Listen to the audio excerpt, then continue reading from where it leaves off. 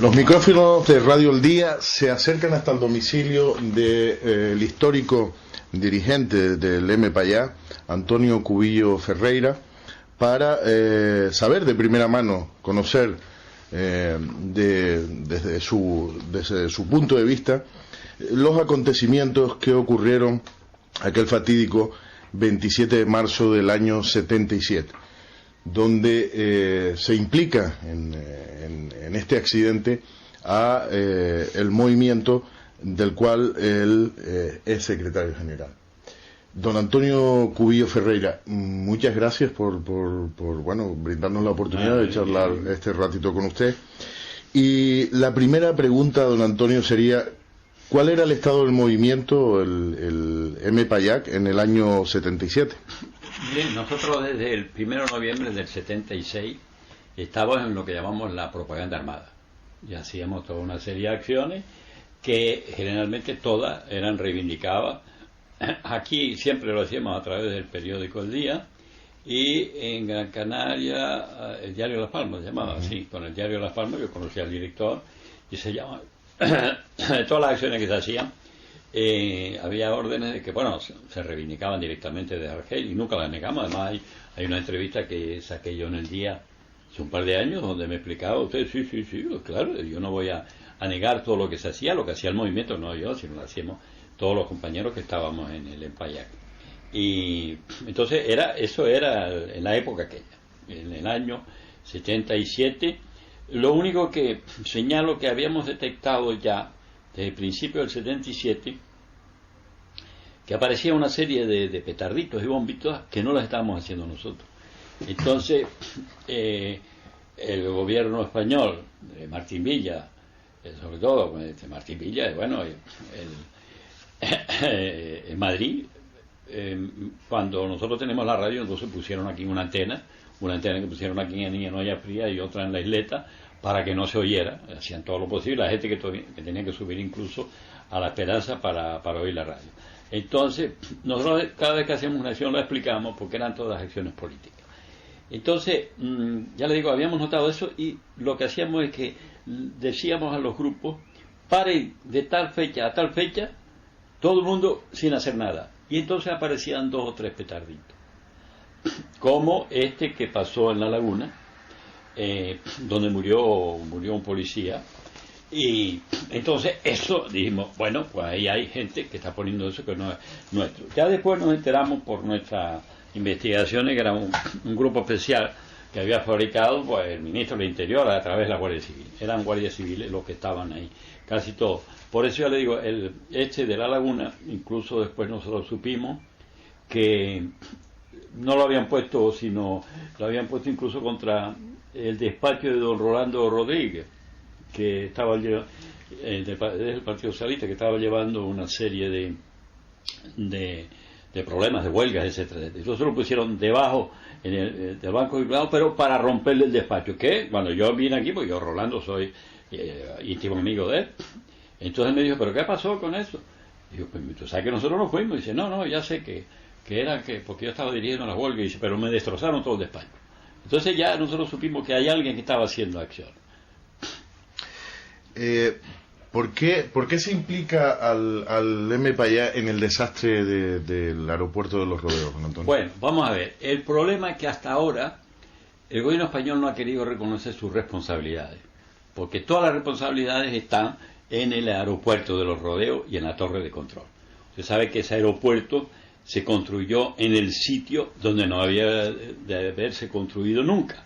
En el año 41 vino aquí unos expertos alemanes, porque se decía que en aquel momento España iba a entrar en guerra junto con Alemania. Entonces ellos necesitaban un aeropuerto en esta zona, puesto que usted sabe que la mayoría de los submarinos entre el año 43 o 42 al 45, todos los submarinos alemanes venían a reportarse aquí, venían a reportarse en el muelle de Honduras. Y aquí en el Atlántico todo el mundo sabía que la refinería la cadena. Entonces los alemanes quisieron hacer un aeropuerto, hicieron un mapa, dijeron, el único sitio donde no se puede construir es en Los Rodeos, por las nieblas y tal, y dijeron el único sitio que recomendamos nosotros es donde está actualmente el aeropuerto del sur, porque ellos habían estudiado todo y dijeron, aquí está. Sin embargo, se hizo ahí, intervino pues el Cabildo, Madrid, en aquella época cuando se vendieron cuando se fabricó eso, y había pues una serie de condiciones que no eran las buenas, porque ni estaba preparado para recibir aviones. Había habido ya en el año 59, me parece que era, o 60, fue un accidente de un avión inglés que hubo 100 y pico muertos. Sí, yo me lo acuerdo. Yo sé que yo estaba con unos amigos en el Rancho Grande y vimos caer el avión y se estalló y hubo 100 y pico muertos. Lo que pasa es que eso no lo quieren sacar. Entonces, estaba considerado, el aeropuerto de Los Rodeos está considerado de máxima peligrosidad por todas las compañías. ¿Comprende? Entonces, por eso yo señalo lo de los grupitos. Parece que hubo un grupito, que nos vimos nosotros, que puso un petardo en una floristería que estaba allí a la entrada del aeropuerto. Y entonces, después dicen que llamaron diciendo que iba a haber otra una hora después. Nosotros siempre que hacíamos una acción, siempre se reivindicaba desde Argel, y nunca se podía llamar a los periódicos, sino directamente de Argel, para evitar esos problemas. Yo personalmente llamaba al Día, porque casi todos los años se reivindicaba por el periódico El Día, y llamaba a Las Palmas, a los periódicos, a las radios, tal y cual. Entonces, nosotros nos enteramos de eso por la noche. Y yo recuerdo que fue don Juan Pedro Dávila, que ya falleció, que era del PNC, me llamó y dice, ¿tú estás enterado de lo que ha pasado? Le digo, no me he enterado. Y después, mira, ha habido un accidente, etcétera, etcétera. ¿Y qué pasó? Dice, parece que la culpa la tuvo la torre de control, porque los controladores estaban viendo un partido de España-Hungría, en el momento exacto en que sucedió el accidente. Pues yo me enteré por Juan Pedro. Y se lo habían preguntado, lo que pasa es que él falleció ya. Entonces, me acuerdo que me llamaron del gobierno argentino, el ministerio, y dice, ¿usted conoce algo de eso? Le digo, no sé nada. Entonces, al día siguiente, vinieron de una rueda de prensa con los periodistas allí, los periodistas americanos, ingleses, holandeses, y fueron al despacho del NPA. Me digo, mire, yo sé lo mismo que ustedes, no sé absolutamente nada. Lo único que sé es que nosotros no tenemos nada que ver con ese, y además que el aeropuerto de Los Rodeos no tiene condiciones ninguna para recibir aviones, sobre todo en el momento que hay nieblas y todo eso, porque yo conocía, yo soy lagunero, sabía tal. Entonces, desde el primer momento dijimos la verdad. Y después me acuerdo, yo dije, vamos a esperar a ver lo de las cajas negras y todo lo demás y tal. Bueno, ahí es donde eso es la cosa que hay que explicar. Ahora, la otra parte sería que nosotros después estuvimos investigando y hemos publicado una documentación, hay un documento que ahora doy una copia del NPA, donde publicado en diciembre del 2004, donde lo único que hacemos es una reproducción de la bibliografía en inglés, para que no digan que está mal traducido, que fue Tenerife Aviation Disaster de Los Rodeos, publicado por la American Airlines Pilots Association, que es verdad que la Organización Internacional de Pilotos vino para saber qué es lo que había pasado.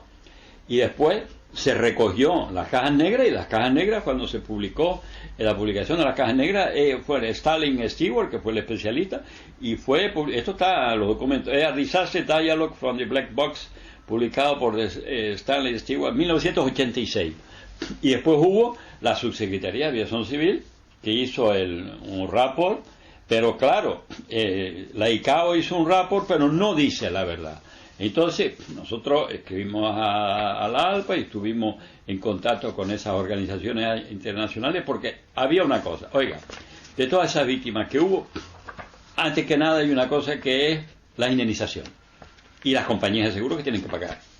¿Quién pagó eso? Bueno, pues entonces las compañías de seguro van a decir, ¿quién tiene las responsabilidades? Entonces, en este informe que yo le doy, ya digo, ahí está la caja negra, está todo, dice que lo primero que dice que la prensa en aquellos días se basó con una serie de fantasmadas y de informes en vez de haber esperado a leer las cajas negras. Y entonces, claro, como estaba la policía, el tiempo controlada por Martín Villa, entonces dijeron, no, la culpa de Payá, que teníamos que nosotros que ver con ese asunto. O sea, nosotros desde el primer momento lo negamos, que no teníamos nada que ver. Entonces, en vez de decir, oye, ¿dónde está la culpabilidad? Pues en la torre de control y en los pilotos, ¿no? No, entonces empezaron a desviar toda la prensa, que si no para allá, que no, para allá, ¿qué disparates son esos? Bueno, entonces el rapport es muy interesante, porque ahí dice que, hombre, la prensa debía haber esperado para hablar de todo esto cuando se analizara. Y entonces, al final, la relación que hay, que fue publicada el otro día, el 11 de mayo, el 11 de marzo, en unas declaraciones que yo hice al día, la ALPA dice que el rapport la atribuye la responsabilidad de la siguiente manera: el 30% a la torre de control, quiere decir al gobierno español, y el resto, porque se vio por las cajas negras, el 70% entre las compañías holandesas y americanas, o sea, los pilotos y tal. Entonces dice, y además dice, se rumoreó que los controladores españoles que estaban allí del aeropuerto estaban viendo un partido de fútbol en la televisión española, y esto distrajo su atención. Dice, desde luego, nosotros, needless to say que dice, como es lógico, nosotros no pudimos controlar eso porque el aparato de televisión fue quitado inmediatamente. Entonces, lo más desafortunado de los aspectos de este accidente fue el análisis publicado en la prensa local y española. Este análisis no cubre o no hace una descripción de todo lo que sucedió en esta tragedia, solamente dicen que había que esperar, dice, solamente tenía que esperar las cajas negras, que es lo que debían haber hecho. Entonces, en este trágico accidente de los rodeos, es un muy débil argumento asociar el accidente con un incidente en el aeropuerto de una isla diferente muchas horas antes, porque esto fue a las 12 y el accidente fue a las 6:30, parece, que se le atribuyó falsamente a Neme Payá. Siguiendo esta línea de argumento, sería entonces también condenar a las compañías de turismo holandesas y americanas por haber enviado a los turistas a Las Palmas en vez de haberlos enviado a Lanzarote o a cualquier otra parte del mundo. Sin embargo, es justo decir y condenar que el jefe del aeropuerto de la autoridad de Las Palmas era un militar, porque hasta aquel momento estaba militarizado, el cual debía haber enviado, porque él conocía los aviones a Lanzarote en vez de a Tenerife. En esta línea de argumento, usada esta línea de argumento, es lo que se llama el butterfly effect, o sea, el efecto mariposa, donde una mariposa moviendo las alas en Tokio causa un huracán en Florida. Nosotros, la conclusión es que la torre de control tenía el resultado de que los dos aeropuertos estaban conectados a la torre de control por la misma onda, porque tenía la misma onda de radio, las mismas frecuencias de radio. O sea, estaba torre de control y los dos aviones con la misma frecuencia, en vez de haber tenido dos frecuencias diferentes para que no hubiese la equivocación. Y entonces dice, la colisión, el resultado de la colisión es de la recondenación, no, ¿cómo se dice? Reconexión de la radio en las comunicaciones, especialmente en la fase de take-off. Dice también, analizando, porque hay que leer bien, dice que el aeropuerto no estaba preparado porque no tenía nada contra niebla, no tenía las condiciones, y yo no estoy leyendo la conclusión, pero si ustedes lo leen verán como aquí dice que el aeropuerto era un desastre, y que además dice aquí también que el controlador no sabía hablar inglés bien. Y entonces, sí, pero bueno, es que si uno lee esto y dice, pero ¿cómo puede ser tanto disparate? Y entonces, después dice que se había oído unos ruidos raros, que fue exactamente cuando se oye una especie de go, que algunos dicen que fue el gol, que gritaron porque estaban todos allí. Entonces, responsable del accidente, la torre de control al 30%, que tuvo que pagar el gobierno español, a las compañías de seguro, que son las que remitieron después.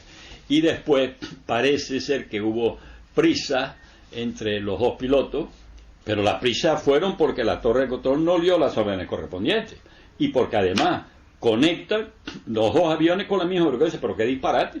Está torre de control, lo que decían la torre de control se oían los dos aviones al mismo tiempo.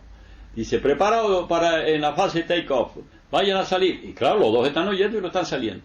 Cuando lo que se hace es frecuencia diferente, un micrófono con una frecuencia diferente. Entonces, responsable del accidente es un trágico y terrible accidente, responsable el gobierno español por las condiciones que tenía, y nosotros del asunto no tenemos nada que ver. Más claro que el agua. Las conclusiones en este caso, don Antonio, usted como secretario general, se podría decir que se intentó de alguna manera buscar como chivo desde el principio, pero no hay nada más que leer la prensa. Todos los periódicos que dicen responsable del movimiento Alepa, y entonces toda la gente empezó a decir, no, llegaron a decir como si la bomba estuvo en el aeropuerto de los rodeos. Dice, no, el FAIA puso en la bomba. Empezaron a decir, bueno, a mí me contaron cosas tremendas, y que se habíamos puesto una bomba en el aeropuerto de los rodeos, que si después tal. Entonces la cosa es incriminar al movimiento para olvidar quién era el verdadero culpable. Ya le digo, yo tuve una conferencia de prensa, parece el día 7, y después vinieron unos periodistas desde Estados Unidos, y entonces yo le di una conferencia en Argel. Y les dije, mire, porque los argelinos también dijeron, pero ¿qué pasó con este asunto? Entonces yo les expliqué, me acuerdo que eran periodistas ingleses, holandeses, americanos que vinieron, de la Associated Press, y les dije, mire, el aeropuerto no reunía ninguna condición, nosotros no tenemos nada que ver con ese asunto, ni sabemos quién puso eso, ni nada de eso. Pero es que están diciendo, dice, lo que digan, pero mire señores, vamos a ser serios. Esperen por las cajas negras, vean tal a eso, y que tiene que ver que a las 12 había habido un petardo que dice que allí, cuando el accidente fue a las 6:30. Pero bueno, todo el mundo lo comprendió, menos la prensa española. El único que ha publicado por primera vez en 30 años, que esto lo he dicho yo, llevo años y años diciendo, fue el otro día, el 11 de marzo, donde yo hago unas declaraciones porque el tal Ángel Llano se mete con el movimiento, con la bandera, y que éramos responsables de muerte. Y entonces lo único que se tradujo por primera vez, exactamente lo que yo lo acabo de leer, está publicado en el día, el 11 de marzo, ya en el dominical del 11 de marzo, y a eso me refiero, y me referiré siempre, porque esa es la verdad, no le den más vuelta.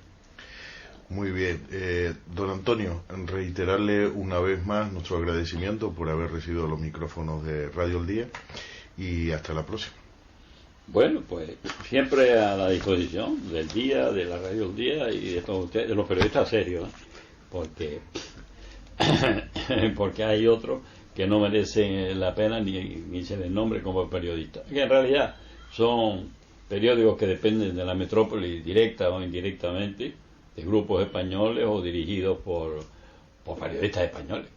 Ustedes verán que después cuando hablan dicen, no, nosotros los canarios, es una vergüenza que lo dicen directores de periódicos que son godos